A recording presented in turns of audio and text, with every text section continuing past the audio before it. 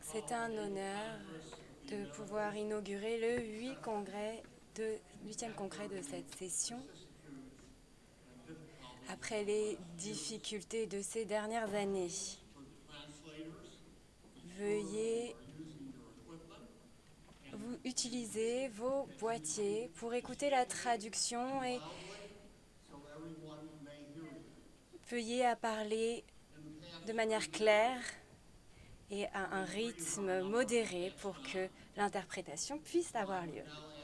J'aimerais vous demander de respecter une minute de silence pour les personnes disparues au cours de ces dernières années.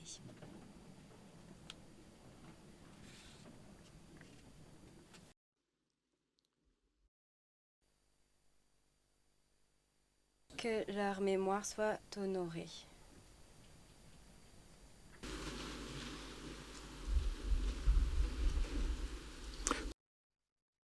Veuillez reprendre votre siège. C'est un très grand honneur d'avoir auprès de moi sur la scène le grand maître du Grand Orient qui nous fait l'honneur de sa présence aujourd'hui et s'adressera à nous. Nous apprécions fortement sa présence, le grand maître donc.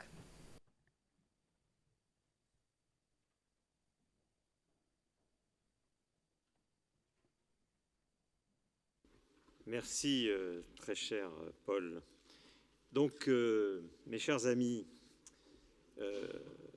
le Grand Orient de France est bien sûr très heureux de vous accueillir pour cette conférence internationale d'histoire de la franc-maçonnerie, qui se tient donc à Paris pour la 4e fois, sous les auspices donc, de la Fondation américaine académique Policy Studies Organization et du Musée de la franc-maçonnerie, avec cette année la participation du grand chapitre général du Grand Orient de France. Je voudrais remercier tout d'abord tous ceux qui ont permis cette belle rencontre de recherche et de connaissances que nous allons vivre pendant ces 2 jours. Au premier rang desquels, bien sûr, M. Paul Rich, le président de Policy Studies Organization, qui porte et organise cette manifestation depuis 2015. Et je voudrais aussi remercier particulièrement Philippe Guglielmi, très sage et parfait grand vénérable du grand chapitre général du Grand Orient de France, qui nous a apporté son soutien constant. Ayons, s'il vous plaît, également une pensée amicale pour la grande historienne Margaret Jacobs, une fidèle de cette conférence, qui devait être avec nous pendant ces 2 jours, mais qui a dû repartir précipitamment aux États-Unis en raison d'une urgence familiale. Je voudrais enfin également féliciter Cécile Révauger du grand chapitre général, ainsi que Pierre Mollier, conservateur, et Thierry Cusin, qui est quelque part, qui est en charge du musée de la franc-maçonnerie, qui n'ont pas ménagé leur peine durant tous ces derniers mois pour préparer au mieux cette très importante manifestation à nos yeux et dont je ne doute pas de la réussite. Nous avons donc le plaisir de vous recevoir aujourd'hui rue Cadet, au siège historique du Grand Orient de France, dans notre temple Arthur Groussier, du nom d'un grand maître avant la Deuxième Guerre mondiale qui a marqué à la fois l'histoire politique française avec le Code du travail, mais également l'histoire du Grand Orient de France. Depuis sa création à Édimbourg en 2007, cette manifestation est un événement d'importance mondiale, consacré donc à l'étude académique de la franc-maçonnerie en tant qu'objet historique. Vous pourrez y écouter et débattre avec des historiens maçonniques venus de plus de 10 pays et issus des principaux centres de recherche sur la franc-maçonnerie. Et cette année, le thème choisi est le rite français, la culture des Lumières.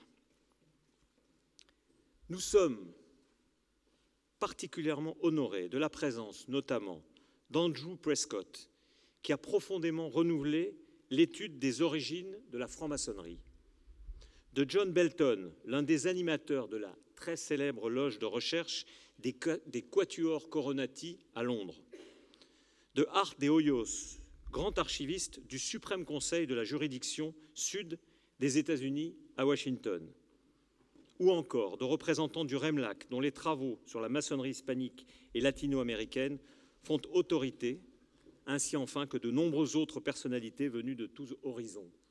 C'est dire l'œcuménisme de cette manifestation, mais aussi son ambition. Ces rencontres représentent pour nous l'opportunité unique d'entendre et d'écouter des chercheurs et historiens de premier plan dans la recherche maçonnique d'autres pays. Pour nos amis venus de pays étrangers, c'est l'occasion aussi de découvrir et de mieux connaître la tradition maçonnique française et son histoire.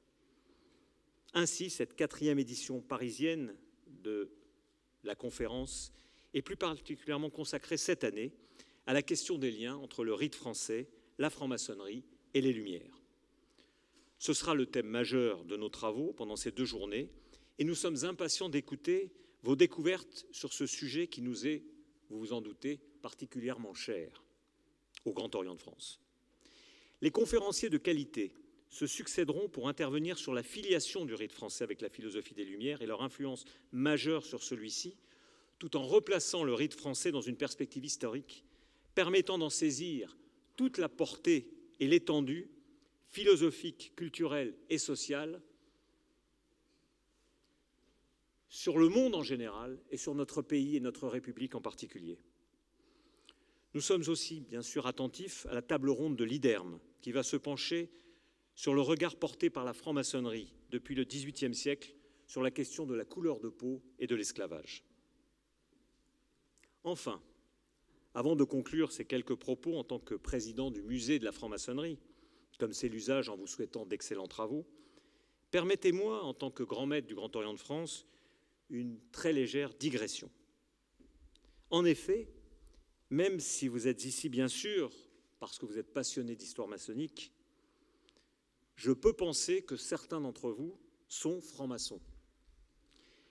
Et si c'est le cas, ils appartiennent à des obédiences qui partagent un long passé commun, mais qui ont néanmoins des visions de la franc-maçonnerie diverses, et même, ne craignons pas de le dire, parfois différentes. Chacune, et c'est bien légitime, est sans doute persuadée de pratiquer la vraie franc-maçonnerie. Gageons, souhaitons que ces 2 jours d'échange et de débat soient aussi une belle occasion de découvrir d'autres chemins maçonniques et, comme nous le disons, de réunir ce qui est épars, une des fonctions essentielles de la franc-maçonnerie. L'esprit d'une manifestation comme celle qui s'ouvre aujourd'hui illustre la maxime attribuée à Saint-Exupéry que le Grand Orient de France a choisi d'inscrire dans son hall d'entrée pour définir la démarche maçonnique. « Si tu diffères de moi, mon frère, loin de me léser, tu m'enrichis. » C'est tout le bonheur d'un tel enrichissement que je vous souhaite. Merci et bons travaux à tous.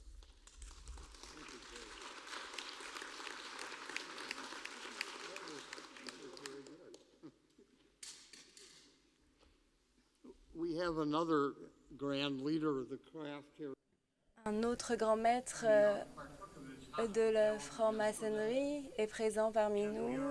Nous avons été accueillis par lui hier et nous avons donc l'honneur d'accueillir ici en France un ami de la conférence.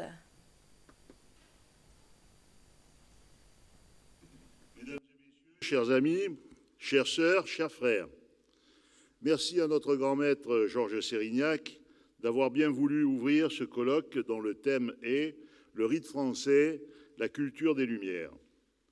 Alors, je vais peut-être faire des redites par rapport au grand maître, mais vous reconnaîtrez que j'ai de bonnes références.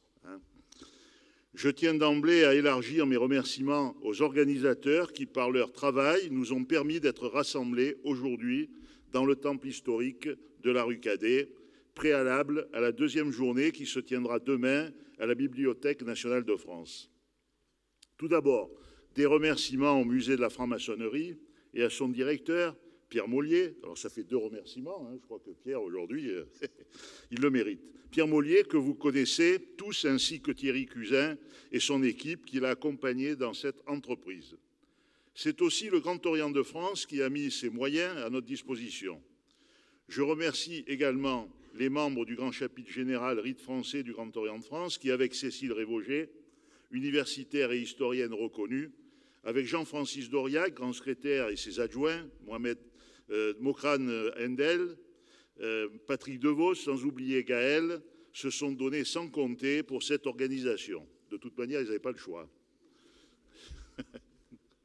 Ce colloque est sans précédent dans l'histoire du grand chapitre général par le crédit qui est apporté du fait de la qualité des conférenciers nombreux et talentueux.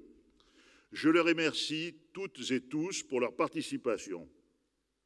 Je tiens tout d'abord à remercier Paul Rich, qui est l'initiateur infatigable et bienveillant de ces journées depuis des années. Paul Rich est diplômé de l'université d'Harvard, licence et master en éducation, et a soutenu sa thèse avec félicitations du jury à l'Université d'Australie occidentale. Il est membre à vie de la loge St. John de Boston, qui date de 1733, la plus ancienne loge des États-Unis. Il est membre à vie des juridictions nord et sud du Suprême Conseil du rite écossais aux États-Unis. Paul Rich est fellow, membre d'honneur de la Société historique royale, de la Société asiatique royale à Hong Kong et de la Société royale des historiens à Dublin. Il est chargé de recherche de l'Institut Hoover à l'Université de Stanford. Il a été professeur des universités à l'Université des Amériques au Mexique et à l'Université George Mason de Virginie. Ses livres portent souvent sur la franc-maçonnerie ainsi que sur les interventions étrangères dans le Golfe Persique.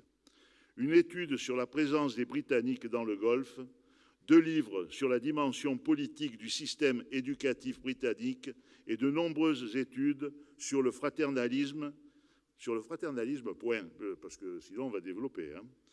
Il préside actuellement Policy Studies Organization, qui est mécène de ce colloque, et les presses de Westphalie, une organisation à but non lucratif basée à Washington, D.C.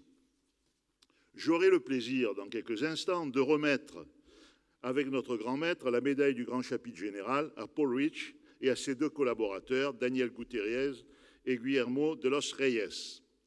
Je remercie également très chaleureusement les autres conférenciers qui vont participer à de nombreux ateliers dans le cadre de notre colloque. Je les cite bien volontiers. Alors là, attendez-vous, il y en a quand même 35. Bon. Pierre-Yves Beaurepaire, professeur en histoire à l'Université de Nice. Mais je trouve qu'il est normal que vraiment on les remercie personnellement et qu'on les cite. Stéphanie Rosa, philosophe chargée de recherche au CNRS. Cécile Révauger, déjà citée, professeure émérite en études anglophones. Margaret Jacob, dont le grand maître a bien voulu transmettre des excuses pour raisons médicales, qui est professeur émérite en histoire à l'Université de Los Angeles. Pierre Mollier, directeur de la bibliothèque, des archives et du musée du Grand Orient de France, historien de la franc-maçonnerie. Pierre, ça fait 3 fois, maintenant je crois que c'est terminé. Philippe Foussier, ancien grand maître du Grand Orient de France. Jean-Christophe Garrigue, universitaire, président de la commission Histoire du Grand Chapitre Général Rite français du Grand Orient de France. Louise Pla-Alos, membre du Grand Chapitre Général d'Espagne. Laure Caille, ancienne grand vénérable du Grand Chapitre Général féminin de France. Rui Lopez, grand secrétaire aux affaires extérieures du Grand Chapitre Général. Joaquim Grave dos Santos, chercheur membre du Grand Chapitre Général du Portugal. Joe Weges, chercheur indépendant. Christophe de Villers, rédacteur en chef de la revue du Grand Orient de France, Humanisme. Paul Leblanc, grand chancelier du 5e ordre, Grand Chapitre Général du Grand Orient de France. Didier Moline, membre de la Chambre d'administration du Grand Chapitre Général. Gérard Contremoulin, historien de la franc-maçonnerie. Philippe Foussier, je l'ai déjà cité. Ah ben 2 fois alors. C'est un ami. Charles Coutel, professeur émérite en philosophie du droit à l'Université d'Artois. Jean Mondeau, professeur émérite en études germaniques à l'Université de Bordeaux. Éric Saunier, maître de conférences en histoire, Université du Havre et directeur de l'IDERM, qui est l'Institut d'études et de recherche maçonnique. Philippe Corte Real de Camargo, enseignant-chercheur, Université de Bristol, comme son nom ne l'indique pas. Roger Daché, directeur de l'Institut maçonnique de France, tout le monde connaît Roger, et l'Institut aussi. Colette Léger, historienne du rite français en particulier, mais elle a bien d'autres compétences. Elena Troncard, très sage et parfait grand vénérable du grand chapitre féminin de France. Michel Paris et Marcel Rose, très sage et parfait grand vénérable et passé très sage et parfait grand vénérable du grand chapitre général de Belgique. Ouf, c'est terminé pour les remerciements. Je vous le disais au début de mon propos, ce colloque est un moment important de la vie du grand chapitre général rite français, comme il est, à mon sens, un grand moment pour notre obédience, le Grand Orient de France. Il met en exergue, certes, le développement de notre juridiction, mais aussi la réappropriation de son patrimoine historique, philosophique et initiatique. Le thème, le rite français, la culture des Lumières, met bien en avant le sens du rite français né avec le siècle des Lumières et qui, par les francs-maçons qui l'ont accompagné dans l'histoire, a fait prévaloir les grandes idées réformistes et progressistes du XVIIIe siècle, essentiellement jusqu'à la Révolution française, puis jusqu'à nos jours. C'est de cette réalité historique, au confluent d'un regard prospectif, porté vers le XXIe siècle, que les intervenants de ce jour vont nous parler. Le but de ce colloque n'est pas que les francs-maçons s'adressent aux seuls francs-maçons, mais plutôt au monde des hommes et des femmes qui nous entourent. Car, selon le mot de Charles de Montesquieu, que j'aime à citer en l'occurrence, lorsqu'on veut faire de grandes choses, on ne se place pas au-dessus des hommes, on se place au milieu d'eux. C'est ce que nous faisons aujourd'hui, mesdames et messieurs, chers amis, grâce à votre présence. Je vous remercie.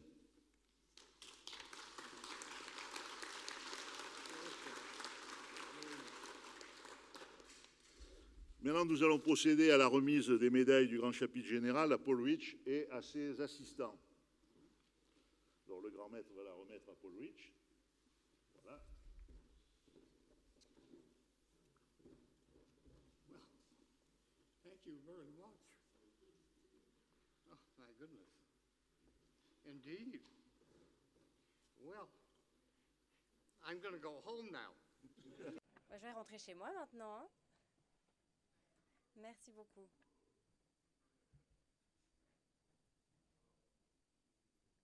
Les assistants.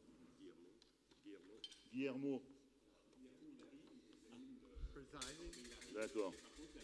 Ah, ben il y a Dan. Il est où, Dan? Voilà. C'est Dan? Ben voilà, Dan.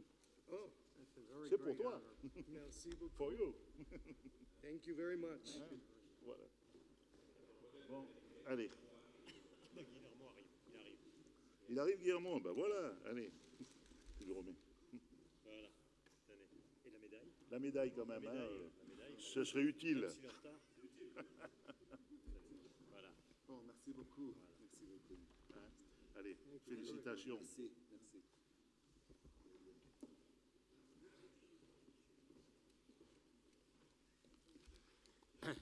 That was certainly a surprise. Mais quelle surprise! Et moi, je vais devoir venir à Paris plus souvent. J'ai le micro et je vais pouvoir commencer avec la présentation. Je suis vraiment désolée, mon français est abominable. Je ne peux pas faire la présentation en français. J'ai fait des cours de français, mais en pensionnat. Et je vous laisse imaginer le niveau et la qualité de mon français. Par conséquent, je vais m'exprimer en anglais. Je vais vous dire qu'il y aura une petite collation à partir de la première pause. Et si les présentations, et même si les présentations seront assez lourdes aujourd'hui, j'espère que la nourriture sera plus bonne. Nous allons donc faire une présentation de notre histoire en franc-maçonnerie. Nous souhaitons apprécier le travail de Pierre Mollier et cette bibliothèque du Grand Orient de France et de la Grande Loge qui dispose de sa propre bibliothèque également.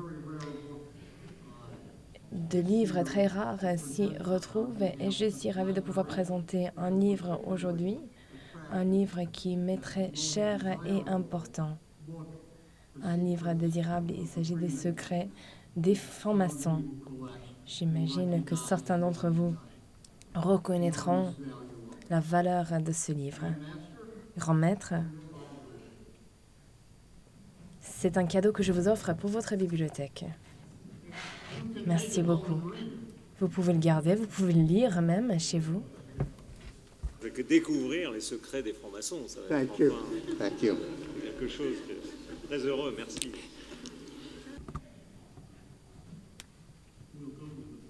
Merci beaucoup. Nous allons passer à la première diapositive.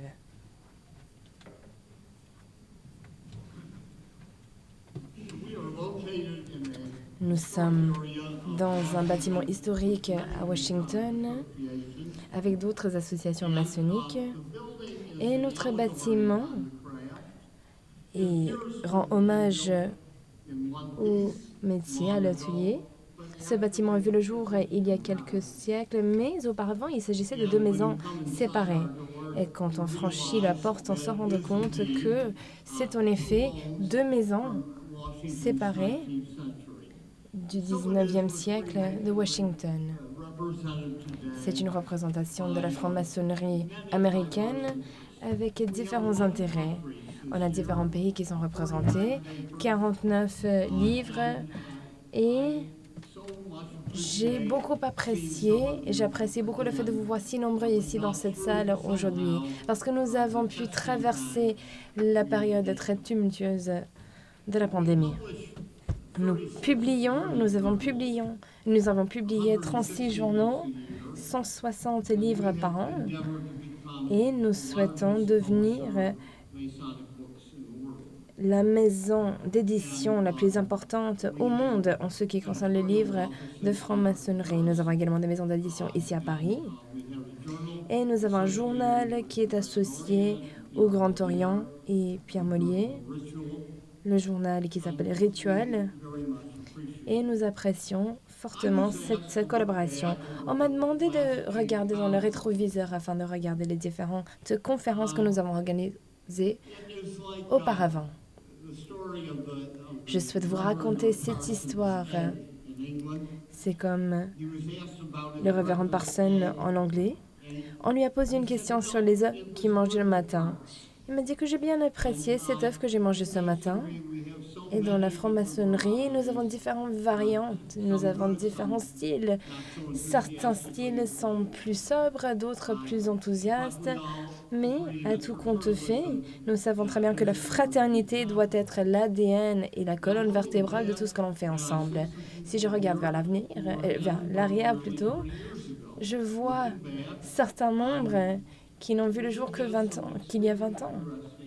On a traversé des périodes très intéressantes avec des bourses, des innovations très intéressantes. À titre personnel, je me suis intéressée dans le compagnonnage et nous allons parler de ce compagnonnage aujourd'hui.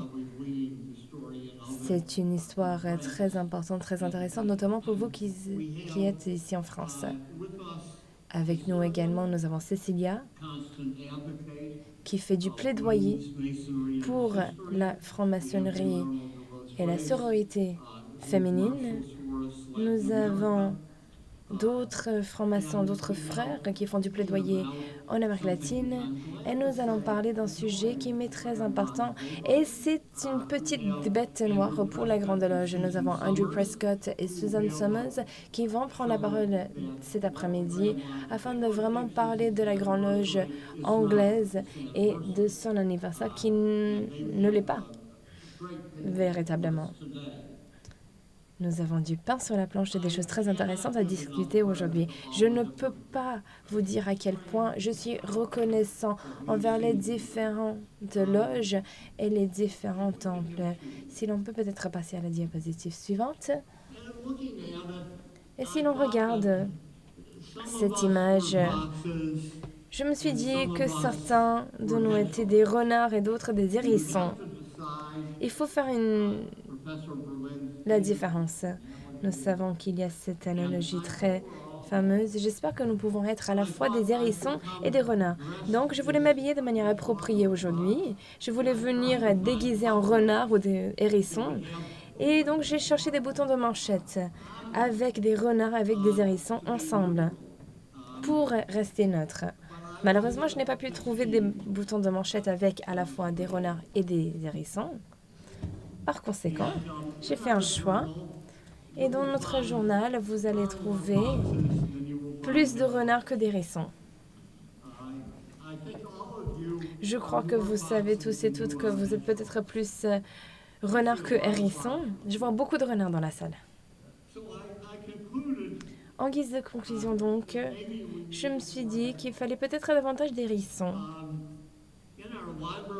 Dans notre bibliothèque de franc-maçonnerie, avec Joe qui est à la tête de cette bibliothèque, on peut peut-être partager la bibliothèque avec vous. Vous voyez, la bibliothèque publie à la fois en anglais et en français. La plupart de nos livres sont disponibles uniquement en anglais. Nous sélectionnons des livres qui sont trop chers, trop coûteux, trop onéreux, et nous essayons de sélectionner les livres afin de répondre aux besoins de nos universitaires, c'est-à-dire les livres qui sont trop chers pour nos universitaires afin de les aider. Je ne suis pas sûre que les maisons d'édition apprécient cette démarche, mais nous souhaitons vraiment renflouer, alimenter ce flux universitaire pour que ces livres soient disponibles aux francs-maçons dans les 4 coins du monde. Des livres qui sont trop coûteux pour nos membres. Nous souhaitons bien entendu nous intéresser dans l'édition de versions originales de nos universitaires à la fois francophones mais également anglophones. Je voulais donc m'habiller de manière appropriée, mais je n'ai pas pu trouver des manchettes, des boutons de manchette avec à la fois des renards et des hérissons ensemble. Alors, si on passe à la diapositive numéro 5, vous allez voir que j'ai décidé de prendre un renard sur une manchette et le hérisson sur l'autre. C'est peut-être la solution qu'il faut chercher. Peut-être qu'il faut trouver cet équilibre entre les différents extrêmes. Je vous recommande un livre. Il s'appelle Future Babel.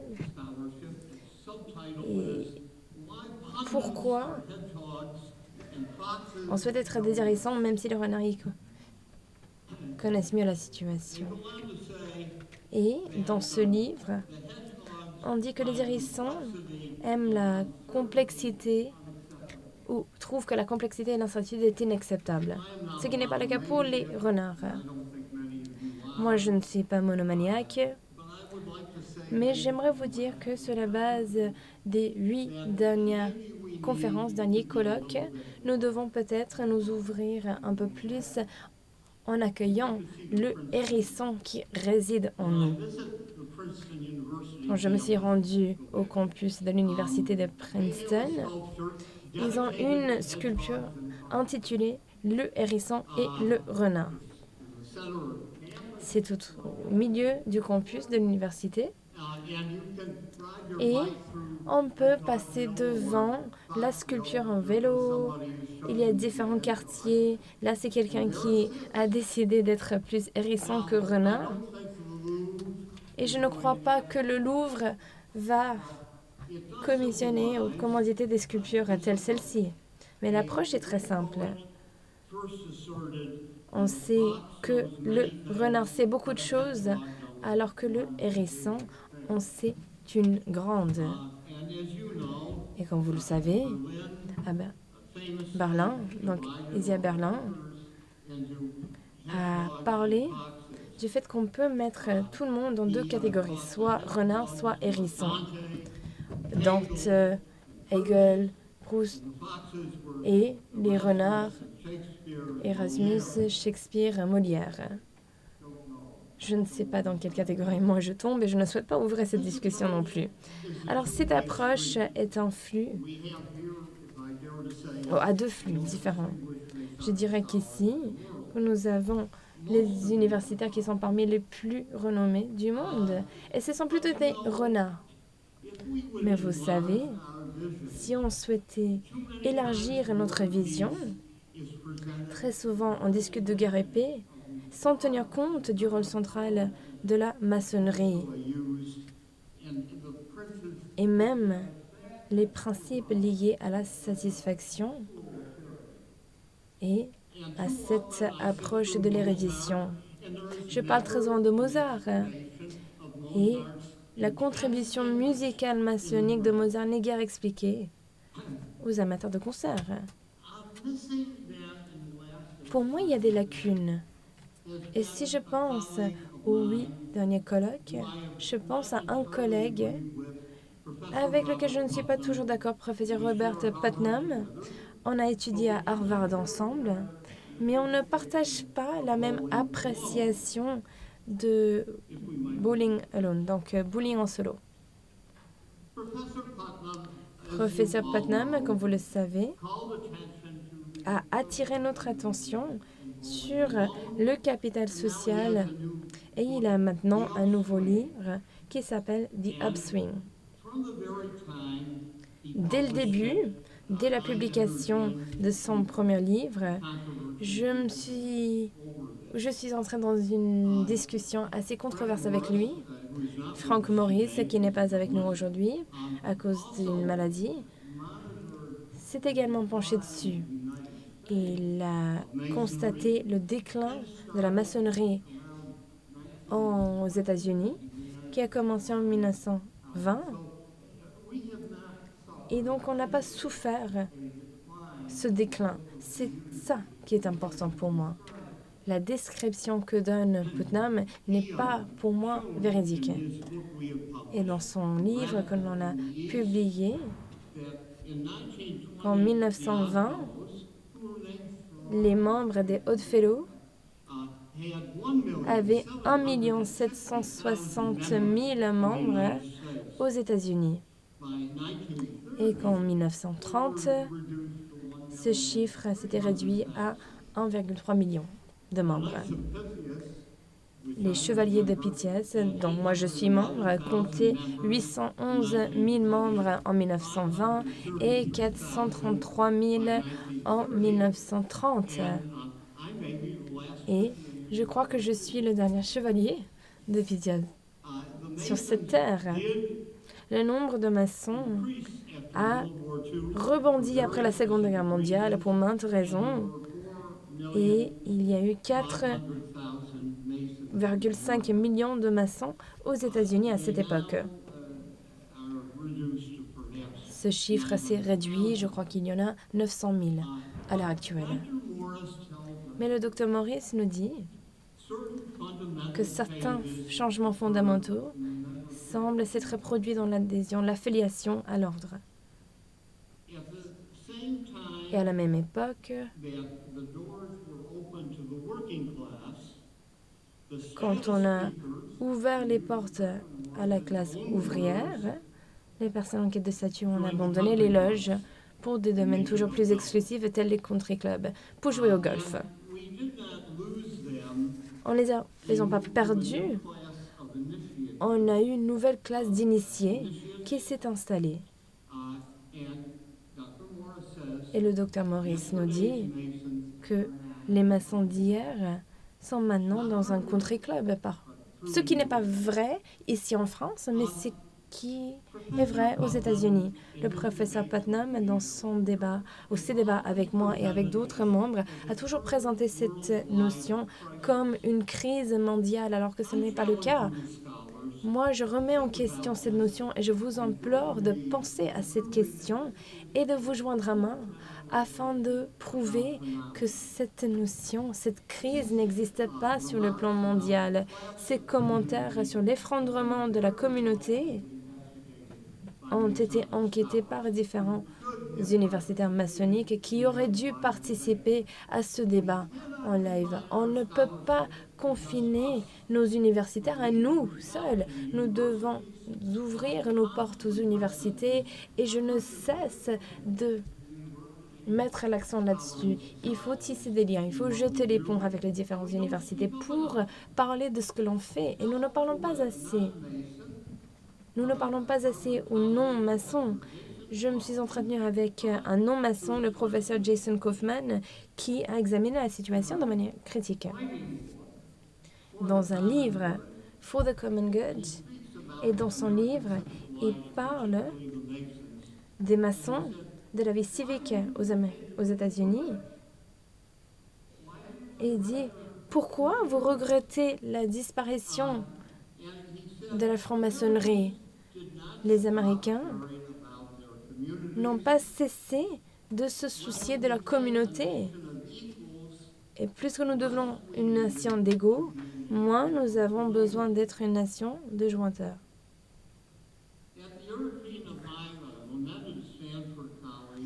À l'instigation de mon collègue de Stanford, Simon Martin Lipset, j'ai répondu de manière critique à Bowling Alone au sein de l'Académie américaine des sciences politiques et sociales. Diapositive numéro 9 maintenant. Cet article a fait ses preuves et je crois que la réaction maçonnique à ce livre, Bowling en solo, les déclins du capital social américain, a été assez impressionnant. Je crois que le professeur avait compris la franc-maçonnerie, ainsi que les différentes composantes de cela.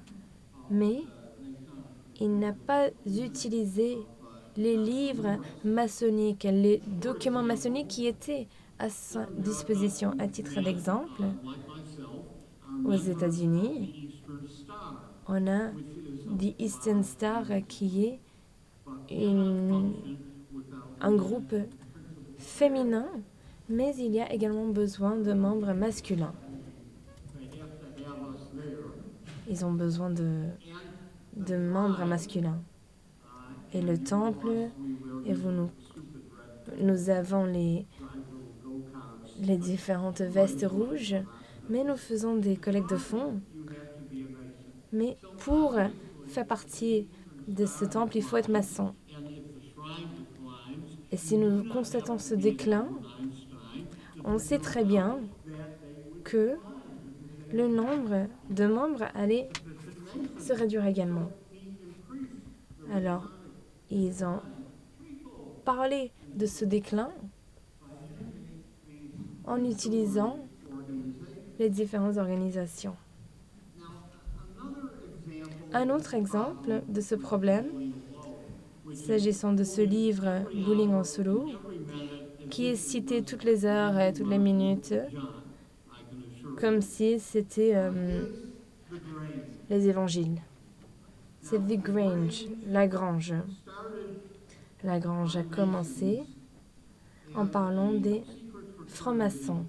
C'était une fraternité secrète pour des agriculteurs et pour ceux et celles qui travaillaient et habitaient dans des zones agricoles rurales. Vous allez voir qu'il y a également des femmes au sein de la Grange et vous allez voir les différents outils qui sont utilisés, des outils assez particuliers qui sont utilisés par les membres de la Grange. Si on s'intéresse à la production agricole, on peut dire que la population rurale a fortement diminué. Et donc, il y avait tout simplement moins de gens qui pouvaient adhérer à la Grange. Moi, je vais faire une confession.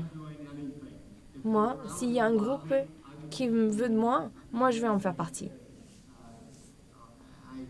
Et mais j'ai eu beaucoup de difficultés avec la Grange parce que je n'ai pas compris si la cause était vraiment viable et faisable. Alors, que s'est-il passé aux quatre coins du monde? On a constaté des nouveautés. Prenons l'exemple de professeur Putnam qui mentionne une baisse du nombre de jeunes supporters de baseball. Ce qui est vrai, parce que les jeunes, les enfants qui veulent jouer au baseball, il y en a moins. Toutefois, on a remplacé le baseball par le football. C'est une transition. Le football est devenu la source d'enthousiasme pour ces enfants en banlieue. Et nous avons également les soccer moms, les mères qui soutiennent leurs fils qui jouent au foot le week-end.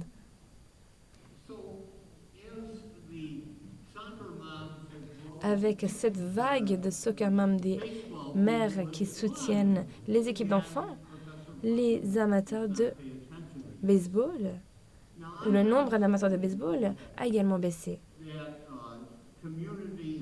Je ne dis pas que la vie civique ou la communauté est toute rose et remplie de joie et de bonheur, mais je pense que nous avons des véritables besoins, à savoir une étude davantage critique s'agissant des différentes composantes de cette vie civique. Encore une fois, Roberta Samuelson, un autre ami qui est journaliste pour le Washington Post, a analysé la situation et il a trouvé différents clubs politiques, sportifs, de loisirs, des fraternités, des groupes professionnels.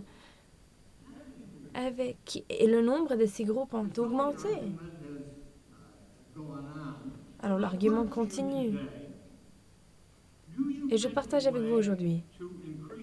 Est-ce que vous pensez que si l'on souhaite augmenter l'influence et l'importance de l'Académie française, faut-il éliminer les 40 immortels et les remplacer avec d'autres gens? Non, je ne crois pas. Je ne crois pas que les élus de l'Académie française apprécieraient cette démarche. Les nombres ou les chiffres ne sont pas si importants que cela. Il y a 2 mois à Ohio, on a eu une initiation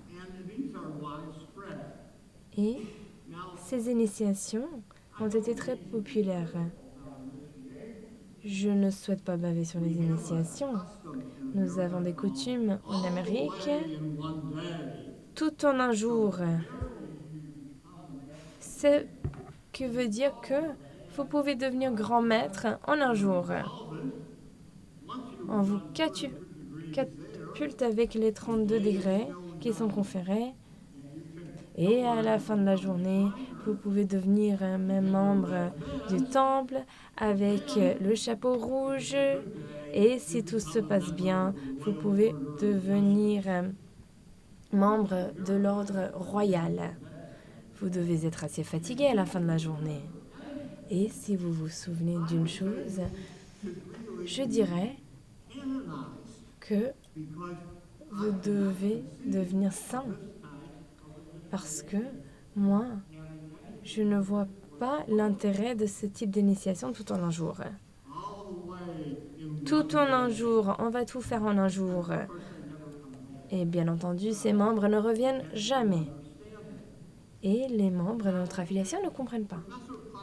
Le professeur Putnam a un nouveau livre, The Upswing, et parle de l'espoir, de la lumière au bout du tunnel. Et moi, je crois qu'il y en a toujours. Ces remarques qui ont été acceptées de manière générale dans le monde universitaire sur le déclin ont besoin d'être étudiées. Et vous n'avez pas étudié ces travaux. J'ai épluché les documents des 8 derniers colloques. Aucune référence n'a été faite à Putnam. Bien entendu, je comprends, c'est un Américain, donc il n'est peut-être pas pertinent pour vos travaux ici en France, mais les défis qu'il présente le sont.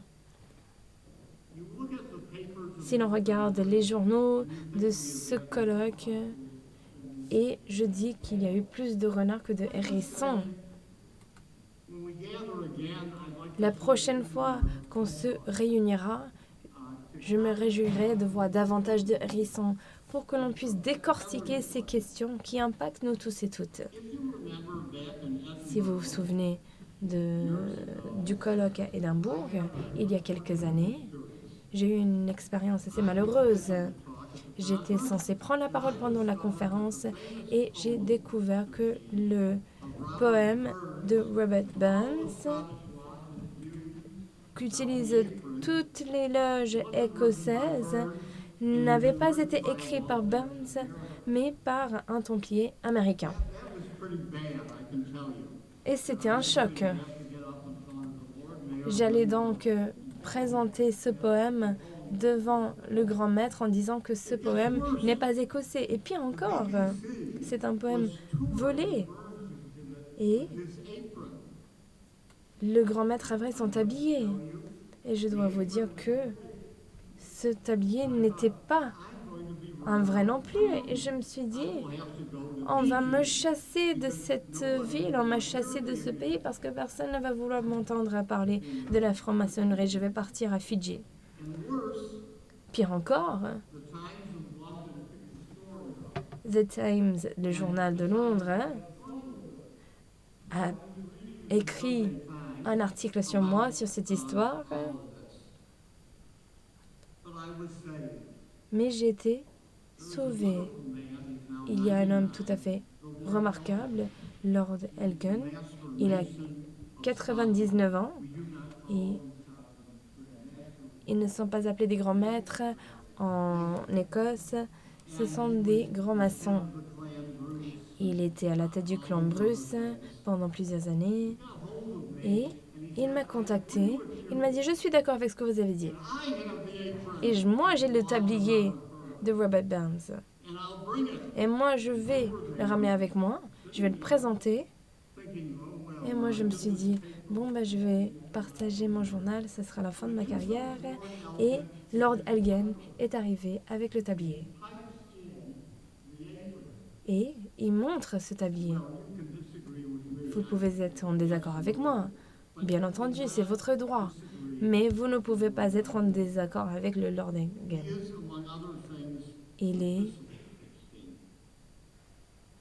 à la tête de ce clan. Voici son ordre. Et c'est lors du Chardon. J'ai parlé des différents ordres, des différents directeurs. Nous avons certains ordres qui n'existent plus et d'autres qui sont toujours en existence. Nous avons Sa Majesté le Prince Philippe. Nous avons également la princesse royale qui sont habillées afin de recevoir Lord Elgin en 1999. Je ne sais pas, dans sa 99e année, je ne sais pas ce qu'il mange pour être toujours en vie. On peut être d'accord ou non, mais nous devons, lors des prochaines conférences, de mettre l'accent sur les hérissons, de devenir davantage hérisson que renard si possible. Ou on peut combler les deux. On peut être à la fois un hérisson et un renard ensemble. Je souhaite vous remercier de votre hospitalité, de votre accueil. Un accueil dont je bénéficie toujours en France, de la courtoisie, de la gentillesse, de votre amitié et de votre bienveillance. Et je vous souhaite une belle conférence. Je vous remercie de votre attention.